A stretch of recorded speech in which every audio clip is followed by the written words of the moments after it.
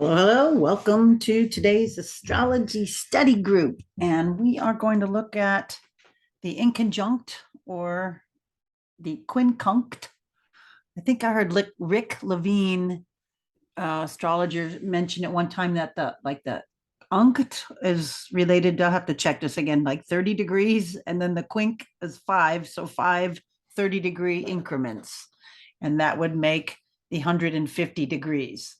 So up here, I was looking for something. I thought I could find something in like one of my solar fire or the Sirius, but I couldn't. What I was looking for, then neither could I find it on images. But anyway, I digress. This is the best thing that I can find, and this little diagram here shows you the some of the major aspects, and it's taking it from Aries. Of course, Aries is a conjunction, and then they're not showing here the next one out, which would be the semi-sextile. They don't have the little glyph there, but that's okay. Yeah, and then the next one out, the 60-degree aspect, is the sextile. The next one out, or from Aries, on either side, by the way, as you're probably seeing, it's either side, of course. The next one is the square, because it goes, the semi-sextile is 30 degrees, and then sextile 60, the square is 90. The next one is the trine is 120, and then the inconjunct there at 150. And they don't have the little symbol on it. They just have them highlighted, both of those. And then 180 is the opposition. And now you can either start subtracting the 30 and go, okay, well, from 180 you have 150 again, and then minus the 20, the 30, you've got the 120, the 90, the 60, the 30, and you're back home. Or you can add them all the way up, and you can go, starting at the opposition, 180, 210, 240, 270, 300, 330, 360, or all the way back around. Okay, so it's just kind of like a mirror on either side. So that is where it's at. And I'll show you in a second I have a little list of all of these, but we're going to look at these. And I may keep up the picture just because it's nicer to see. I don't know. But see, if we're going to start with Aries anyway, because it's the first one, it's just easiest. So we see Aries here, and the easiest way, again, to find these, if you're not used to finding these or to seeing them, is to know the opposition. So Aries, it's opposition is Libra, and it's the sign on either side of Libra. So for Aries, it's the sign before that, which would be Virgo, and the sign after Libra, which would be Scorpio. Okay. And then you would go to Taurus, and it would be the same way. You would go opposite, but I'm going to show you a little. Yes, I'm going to show you another screen. Here we go. Okay. The quincunx or the inconjunct pairs for each sign. So this way you can just see it written out this way, but knowing that that's what we were looking at. And I might scroll down, or I think I have another picture. I'll get halfway through, but let's talk about these. And let's talk about them in a few different ways because there's a few other things about these that I thought was kind of interesting. I was making actually kind of like little circles, and then I put like Aries on one, and then I put its two inconjunct signs on the other side, and then I did Taurus. So I took a piece of paper and I made 6 circles on the front and 6 circles on the back, and I made myself a little chart like that. But it's just getting it into Photoshop and reproducing it. But nonetheless, I think you get the idea. So let's examine these a little bit. So if we have Aries on the one, and the one thing that makes it interesting and inconjunct, let's just to back up a little bit, give you a little bit of background on it if you don't know a whole lot about it, is it's a strange angle, actually. And let's see what I want to give to you about it. It's that that an opposition is something that is difficult in that you have to consider it. And let me try. I'm trying to find out where. Actually, I'll show you in a second. But you have to consider it, and then you kind of vacillate a little bit, and you settle on some kind of compromise. If it's a square, it's just tough. It just doesn't work. It's frustrating and to the max, and you just can't stand it. But the inconjunct or the quincunx is just different. Actually, let's go look a little bit before we look at those. But I just wanted you to see those. Let's look at, oh, where do I have it for you? Don't I have that one? Yes, there it is. Okay. All right. Let me go down here. You should be able to see this one. This is a kind of a cool little article, but I highlighted some of the best parts of it. Arthur Dion says that this aspect is like a bolt from the blue and stands apart from the square and the opposition. If one can roughly define the square and opposition as internal tension, resistance, and blockedness, the opposition as polarity, projection, and awareness of others, then the quincunx can encompass some of this. Let me read that again. The square is kind of would be known as internal tension or resistance of some sort, or being blocked. You're squared. The opposition is something that's polar to you. It's opposite. It's a polar, it's a projection or awareness of something, of others over there. Let's see, this is a little people talking. Howard, yes, I talked about inconjuncts in my Mars seminar. The two planets, I'm sorry, I won't do that. The two planets involved often blend brilliantly. For instance, if you have Venus in conjunct Pluto, there will be times when you will display depth and wisdom when it comes to understanding and handling your relationships. Okay.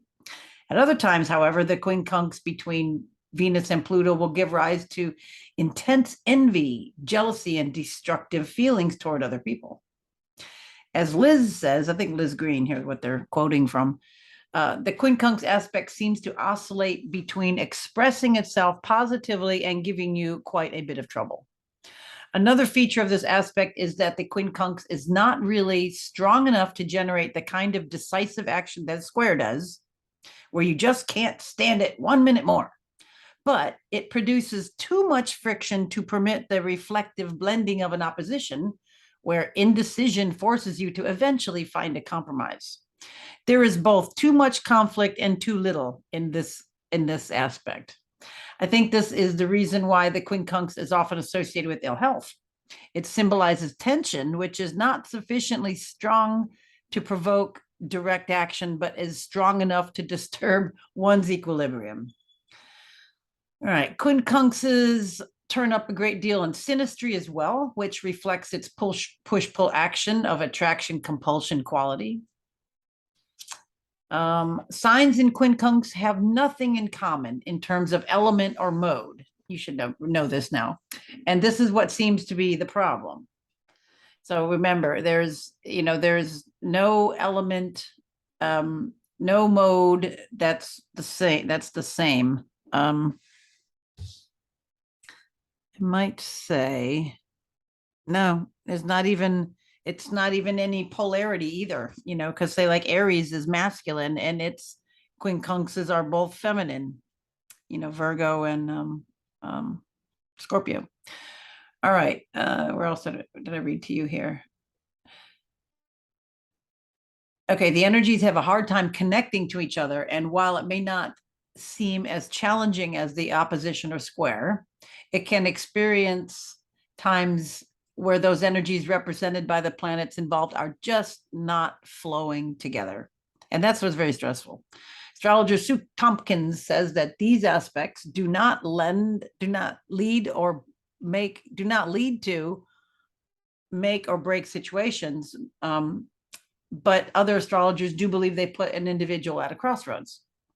So yeah, again, it would depend on, the house and the planets involved anyway.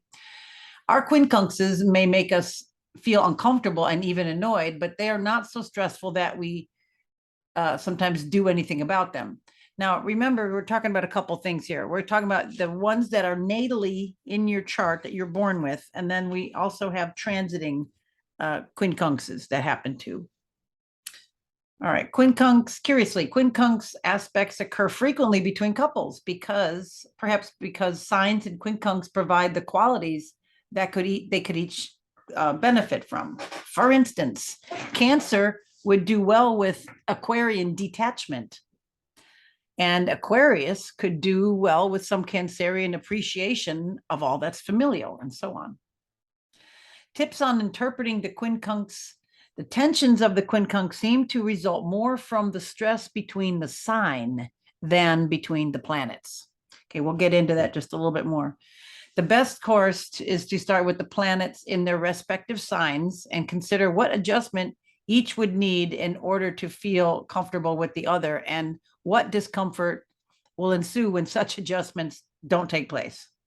For instance, the stress between Leo and Pisces arises because Leo's more egocentric needs, the need to be seen, recognized, and important, are at variant with the Piscean urge towards selflessness. A way around this conundrum might be to embark on selfless acts that precipitate personal recognition and greater self-esteem. The two signs are also the ones to be associated with drama, acting.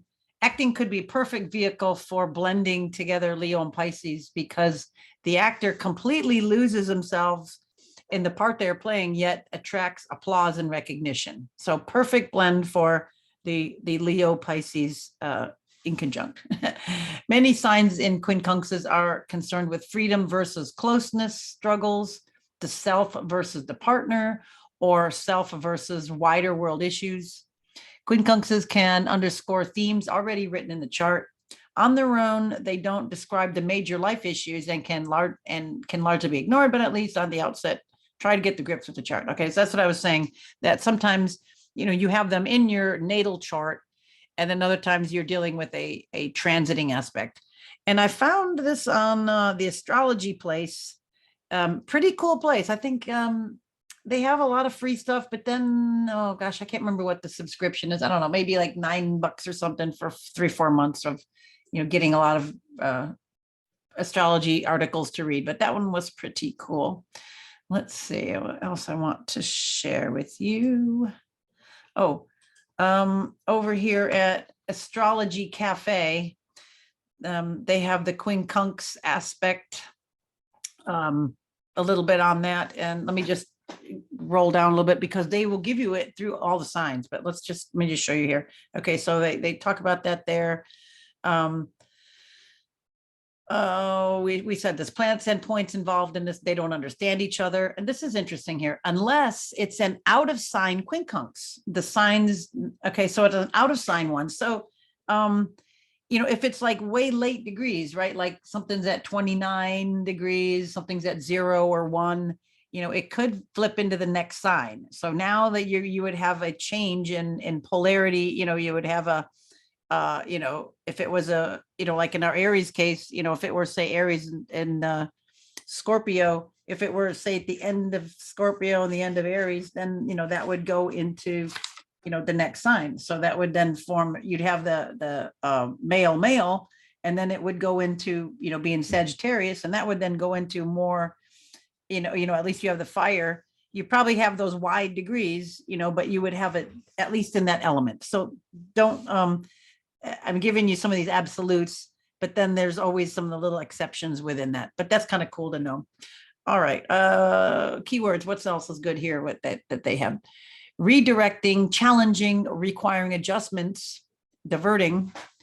Let's see. They had a good little thing on, okay, this Moon Venus here. Let me read you this one. There's a few on this, but I don't want to take too much time, but this is interesting. A couple of examples will shed some light on this. Moon Venus is like our quincunx. So think of our moon emotions, and then Venus values. We feel the need to separate satisfying the needs of our moon by sign, house, and aspect, and the needs of our Venus by sign, house, and aspect. Of course, if we got out of that, it's going to always add to it, but we're looking at the bigger picture at the moment. So this will play out in a variety of ways depending upon, the individual. Take, for example, a mother with this moon quincunx Venus aspect.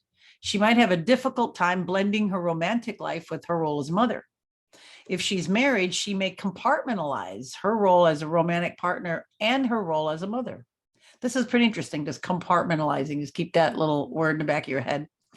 She might slot two roles, two needs into different categories and find it too uncomfortable to take on both roles at once.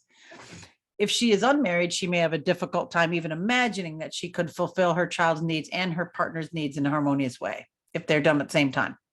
She won't neglect either role, but she will separate them. All right. As a result, much energy is spent in her life trying to deal with both roles or needs at different times.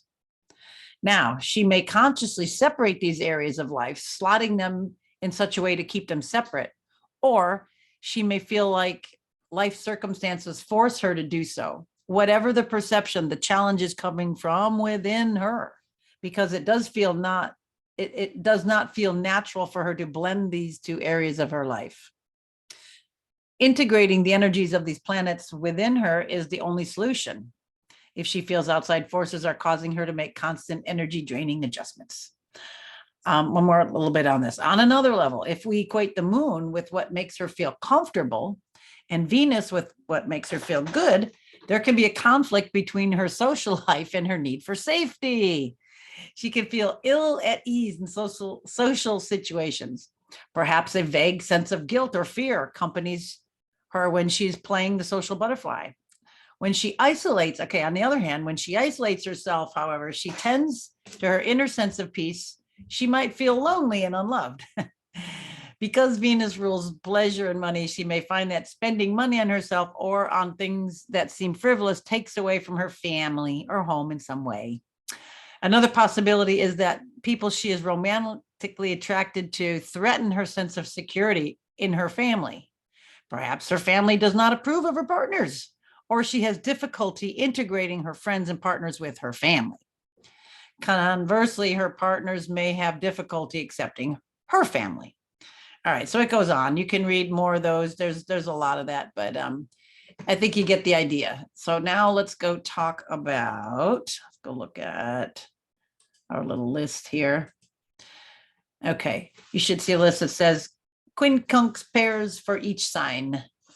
So let's think about this. And one other thing that we got to have to look at a little bit is try to pull back on your memory of where planets are, in a rulership, where they're exalted, with the ruler of. We'll kind of throw that in as we're going around here, because it could make things easier or more difficult for certain signs. So Aries, Virgo, and then Aries, Scorpio. Now, you remember Aries, the ruler of Aries, we got Mars, and then the ruler of Scorpio is Pluto, but it used to be Mars, or we could say it's the co-ruler. So even though Aries is inconjunct here, quincunx to Scorpio, you might tend to think that they would get along a little bit better because they have both the planetary ruler of Mars. So keep that in mind. So Aries and Virgo, we have Aries trying to move ahead, get everything going, and Virgo is just sitting there paying attention to all the details. You can imagine the frustration on this.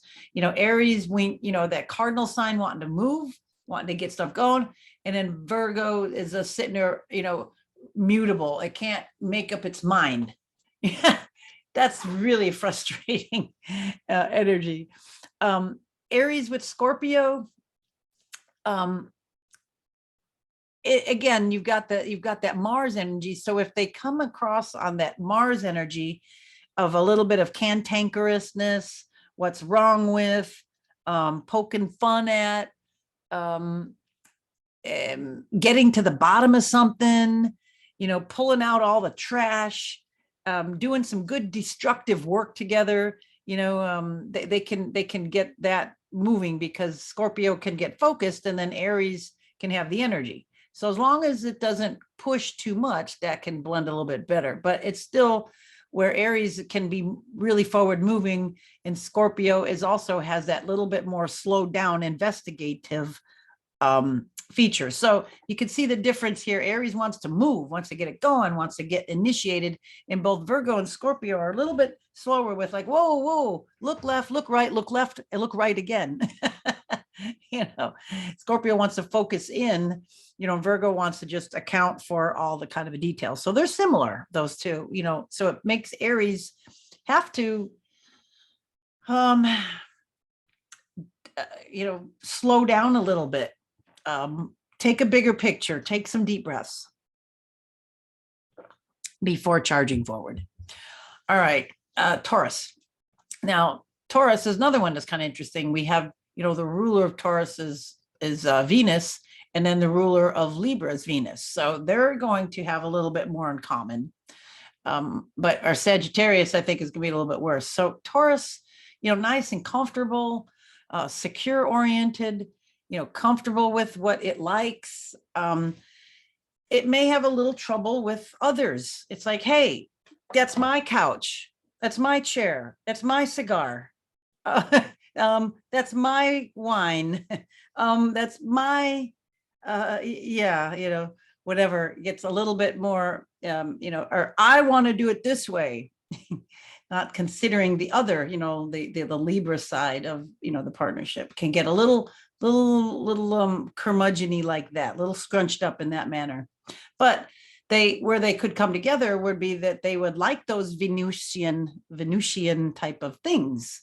If Libra came over and wanted to share the wine and the cigars and stuff with the Taurus would be great. It'd be good. But Libra would have to maybe make that little outward thing, of sharing what it has to bridge over into Taurus's world.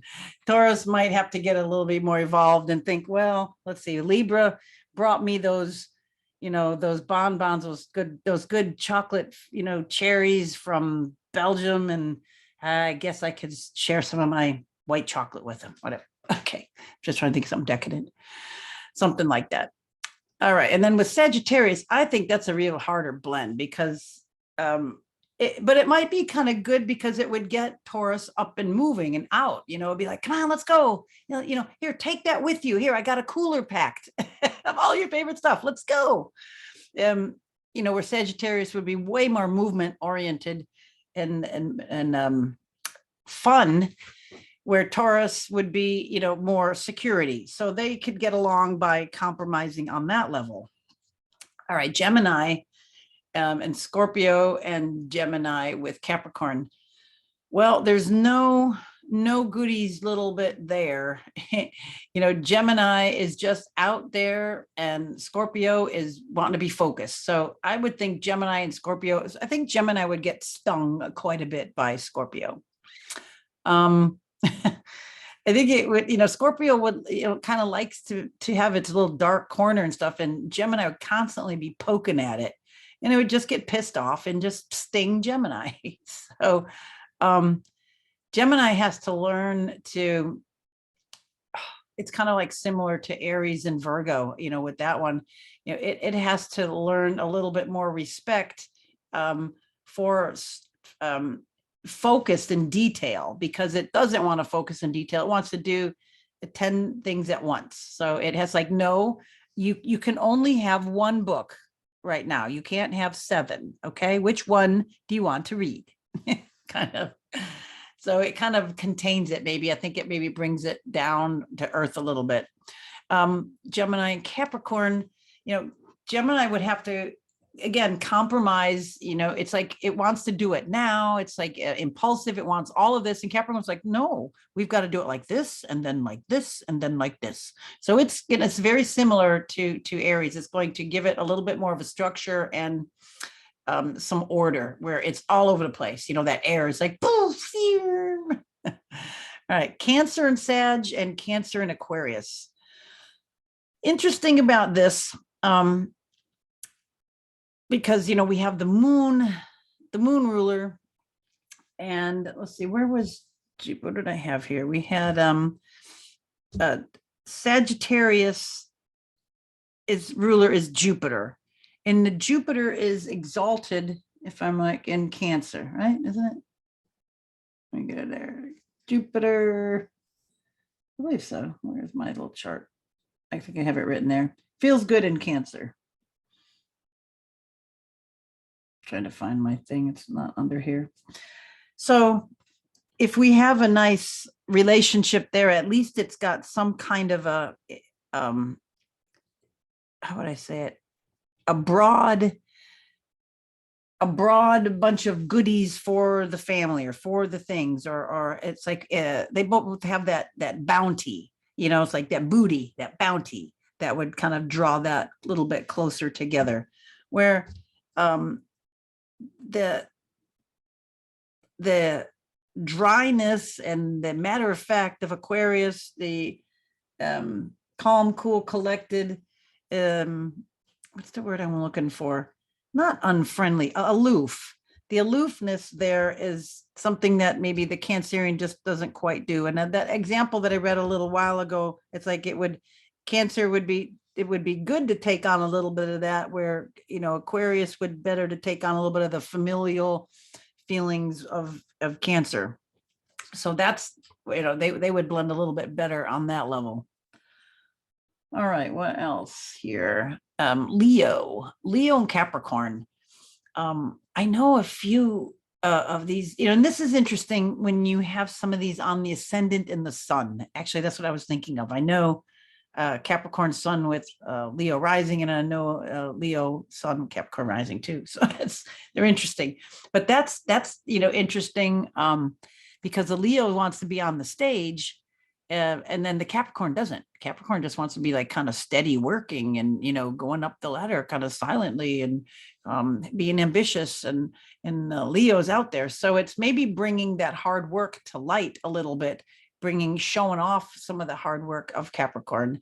And then, with Capricorn with Leo, it kind of brings it back down to earth. It's like, look, if you're going to bring yourself out there, you might as well make sure that you've zipped your zipper, your shirt's tucked in, your hair is combed before you go out on stage, man. Come on, button your shirt, but make sure the buttons are the right way. It's not one over and they're hanging off. So Capricorn will kind of bring a little bit of that, to the Leo.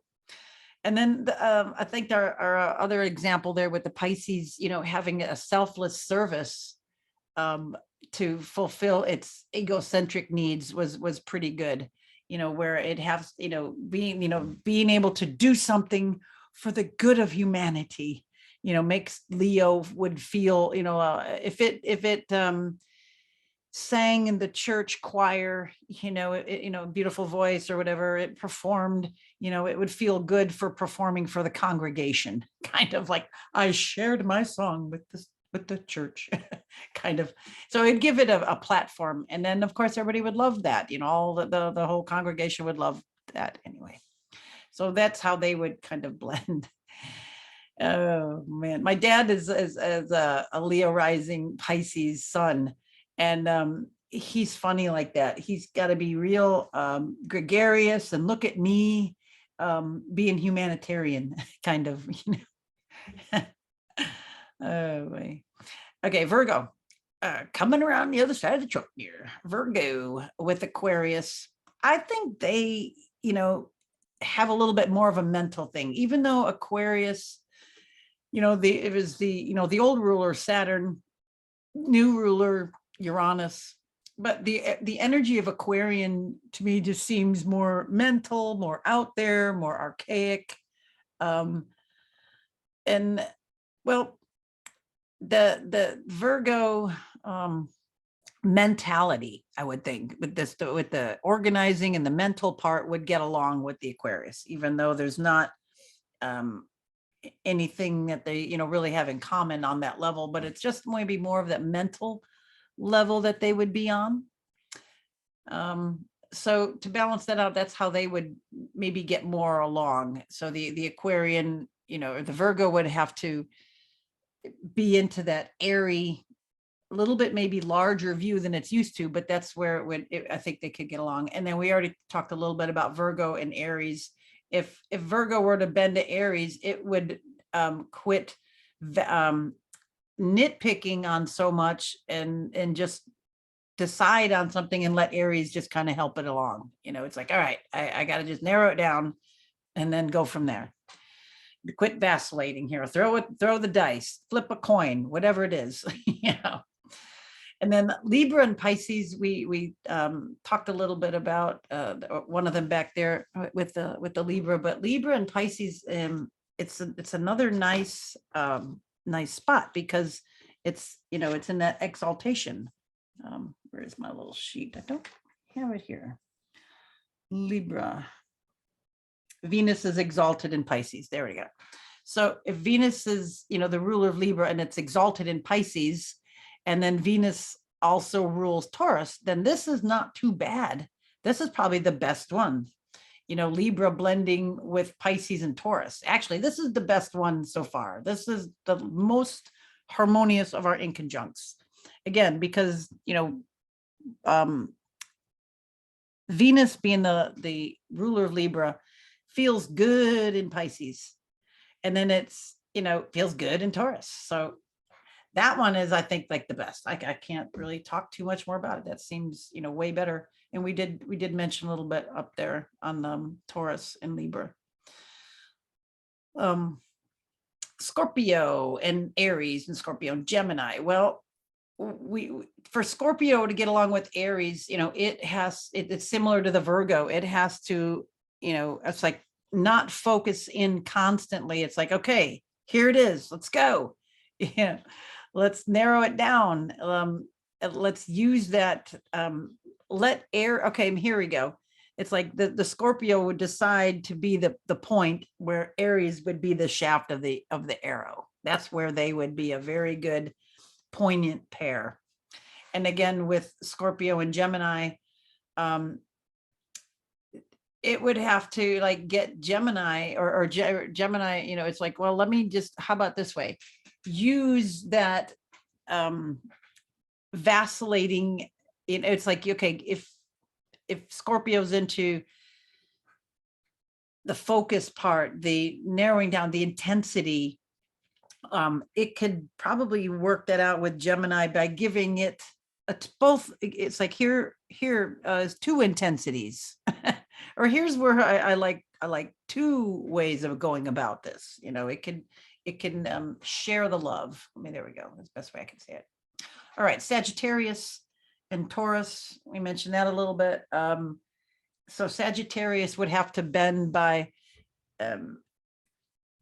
It would have to pick Taurus up, so to speak. It would have to. It's like, okay, I've got to take my. It's like trying to get somebody who doesn't want to leave the house out. So maybe having a checklist kind of, or making sure it's thinking about security. Sagittarius can just be blah, blah, blah, just go. Blah, blah. It's like, whoa, wait. Let's make sure that we've got gas in the car and you got your keys and you got, so Taurus would kind of remind it of that. And then Cancer, again, that would also kind of make it homey too. It's like, well, let's take the family out.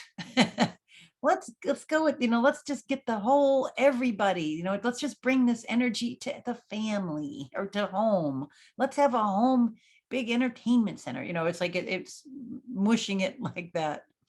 All right, Capricorn and Gemini.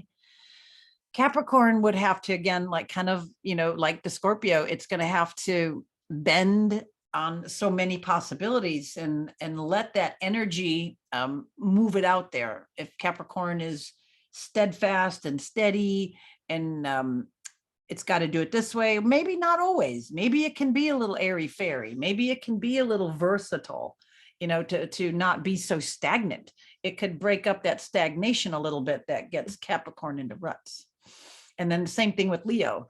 Leo would definitely liven it up and get it out of the ruts and bring it out on stage. And if you're going to bring it on stage, you got to make sure you're ready to step on. So it's definitely bringing that seriousness. It's like the play that you've got to remember your lines and then do them. So Capricorn part would be like remembering the lines, and then the Leo part is like, well, let's go, do it, get on stage and repeat them, do it. Aquarius with Cancer. Again, this kind of is like hot and cold, it's like we got this cold Aquarius, and then we got this warm, nice, nurturing Cancer. This is maybe not being so much in your head, Aquarius has got to get out of the head and maybe into the heart more with Cancer. So it's got to bend on that level. Getting more into, put the books down and go play with the grandkids, kind of a thing.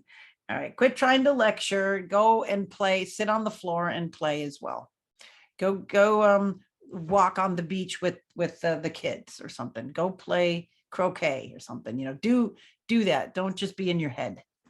And then Aquarius with Virgo, they can plan and be in their head, and they be almost like the do you remember when, and kind of a thing. Or they can be making up all kinds of stuff. They can talk about their dreams together. They can, the hypothetical situations, that would be a really good banter between them two with that energy. All right, Pisces and Leo. Pisces would have to bend. I'm trying to think, because my dad, I have to think, how do I say this to him? It's like, Dad, we've heard the stories. Did I ever tell you? Yes, you did. You did.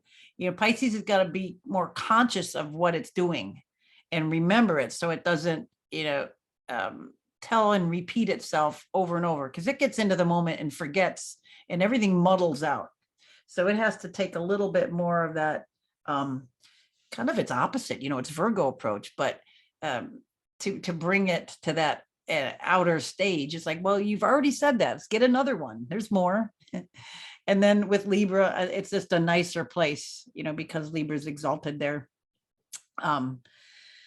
So that's a real nice one, because they get along. Pisces wants to be taken care of, and Libra's all nice and considerate. That's kind of an easier inconjunct of all these that I think. All right, so there's a little bit of navigating that, look at the strong points of these, look for them in your chart. And then again, we're looking at the signs, and then you have to look again at what planets there are. If you have, if you've got Aries and then they're dealing with Mars, well, that's gonna be a lot easier. But what if you've got, and then Venus and, Pluto over there? So you've got to have a little bit more, challenges when you start blending those, but that's what astrology is all about. All right, let's stop share that, and let's go over to the charts. Actually, I'm gonna go here, and I'm going to stop this, and then I will pick it up on the next video. So thank you for watching. Bye-bye.